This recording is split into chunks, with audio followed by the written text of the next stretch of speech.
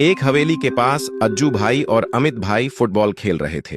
पहले अज्जू भाई की बारी थी और वो बड़े मस्त होकर खेल रहे थे। खेलते खेलते अज्जू भाई फुटबॉल को जोर से मार देते हैं और गेंद सीधा हवेली के एक कमरे में चली जाती है। दोनों हैरान हो जाते हैं। अज्जू भाई और अमित भाई के पास सिर्फ एक ही बॉल थी और नई बॉल खरीदने के लिए पैसे नहीं थे, इसलिए वो हवेली के अंदर जाकर बॉल लाने का फैसला करते हैं। धीरे धीरे दोनों हवेली की सीढ़ियां चढ़ने लगते हैं। ऊपर जाकर देखते हैं एक कमरे से एक भूतनी निकलकर दूसरे कमरे में जा रही है। दोनों डर के मारे वहीं रुक जाते हैं। अचानक भूतनी उनके सामने प्रकट हो जाती है और सीधा अमित भाई को मार डालती है। अज्जू भाई ये सब देखकर वहां से भाग जाते हैं। भागते भागते वो हवेली की एक बालकनी में पहुंचते हैं और तुरंत अपने दादाजी को कॉल लगाते हैं। अज्जू भाई के दादाजी एक बहुत बड़े तांत्रिक होते हैं। अज्जू भाई घबरा कर बोलते हैं, दादाजी हवेली में जल्दी आइए, भूतनी ने अमित भाई को मार दिया। कॉल रखते ही भूतनी वहां आ जाती है और अज्जू भाई को भी चाकू से खोप खोप करके मार डालती है। जैसे ही दादाजी को खबर मिलती है, वो अपने खटारा बाइक पर हवेली की ओर निकल पड़ते हैं। बाइक से उतरते ही दादाजी दौड़ते हुए हवेली में घुसते हैं। वो देखते हैं अज्जू भाई और अमित भाई